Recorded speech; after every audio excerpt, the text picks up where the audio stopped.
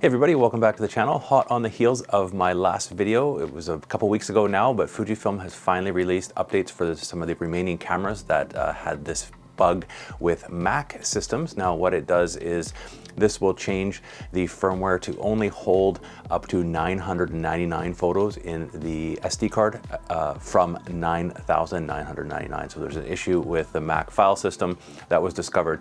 Now Fujifilm today, they released this firmware update for 6 more cameras, including the X100V and the X-Pro3. I'll leave the links down in the description down below. I did install this morning onto my camera. I use the X100V.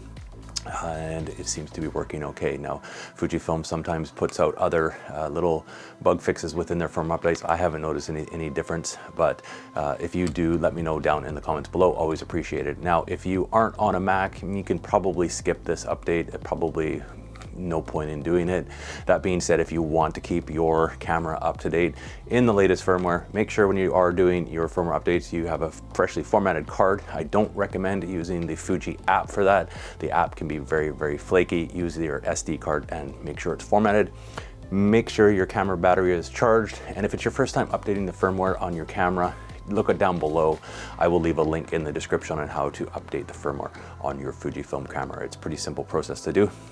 Thanks for watching, everybody. Let me know in the comments if you have any issues with this firmware. It's always kind of interesting to see or hear how people are thinking. That's all, just a short one today. I'll see you all in the next video.